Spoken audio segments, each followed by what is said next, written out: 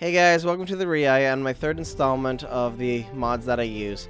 This week I'll be covering the different armors and weapons that I use in game, and we'll be starting with the UMP female armors, the UMP Dawnguard armors, and the UMP Dragonborn armors, all made by Exeter. Basically this takes the armors that are in game and converts the meshes so they fit the UMP body properly, and of course you definitely want it that way or it will look funky on your character. The next armor I'll be covering is Sexy Vanilla Female Armor for UMP and 7-Base with BBP by Crosscrusade. This armor can be used as a replacer or a standalone. I personally prefer to use it as a standalone because one, it adds more armors in the game, and two, I don't know, I just want to be running around with all my characters looking sexy and skimpy and the different types of armors. I like just how they look in general and what they add to the gameplay and just the choices you have. But as I said, I use the standalone, or you could just replace all the original armors and have everybody look like that. So, moving on. The next one I'll cover is Immersive Armors by Hoth Trooper 44. Basically, it's taken a lot of the different mods that are in-game for armors, and it was allowed to combine them together in one nice convenient package. They add a lot into the game and a lot for you to choose from, and it is definitely excellent for you to use. Now the next one after that is Immersive Weapons by Hoth Trooper 44, Iron Man 5000, and Eckss. This takes a lot of weapons and such, kind of like immersive armors, and allows you to craft a lot more weapons that are pretty immersive in-game and add them to your repertoire. And it is another great addition overall for just customization. The next I will be covering is TERA Armors Collection for Skyrim, UNP by Asian Boy 345. This of course takes the different armors that there are inside TERA Online and adds them to the world of Skyrim. They are beautiful, they're gorgeous, they're not necessarily overpowered unless you get to the more harder ones to set up that have actual enchants set on them. Are they a bit overpowered? Yes, they can be a bit overpowered, but when you look at it and you have taken the time to raise several points into speech, also have the Mask of Clavicus the Vile, along with a Necklace of Haggling for 25% off of items, and the items still cost over 10,000 gold, then yes, I'd say the items are well worth their weight, and it's definitely worth what they actually cost, and if you can afford it, then congrats to you, especially if you don't have the items to reduce the price. Alright, the next one I'm covering is TERA Weapons Collection for Skyrim by Iromizu. This of course takes then the weapons that are inside TERA and adds them to Skyrim itself. They're not overpowered, definitely not. I mean, obviously these two mods are not very immersive overall, but I like the designs personally, and that's what I have. What is more immersive is Daedric Reaper's Armor by Deserter Eckss.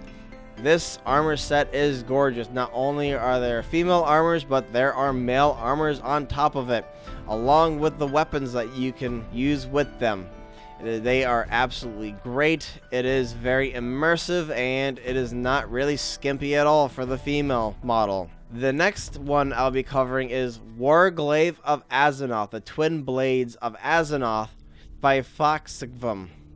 He went through a lot of effort, I'm sure, to design these weapons. They definitely look like the Twin Blades of Azzinoth from World of Warcraft, but they are definitely higher textures overall, and they come with a nice fiery green enchant for dealing fire damage on top of it, and to make them glow and just adds it very nice. You have to get these later on in the game. Of course, these are not an early on weapon that you can forge, and not necessarily, of course, being immersive. Next on the list would be Ashe's Crystal Bow and Arrows from League of Legends. This mod was made by Vale Forgrim. It is found on the Steam community and the Skyrim workshop. Now, of course, another weapon overall that won't seem very immersive, but I really like it, and it was before the enchants that added like ice explosions and fire explosions and shock explosions to the game. This was the one that added an explosive arrow to the game. Now, this is a bit overpowered for an early weapon. You can get it in the steel tree in smithing, so if you grab that early on, you can make this, but it is also not cheap. So that's why I don't think it's too overpowered in the long run. Instead of making 25 arrows, you make 15, and it costs a steel ingot and a refined moonstone ingot. So if you want to get these to, say, maybe use this bow to slay dragons and whatnot, it is great, but it will burn a hole in your pocket in an early game. Now, I think that really covers all my armors.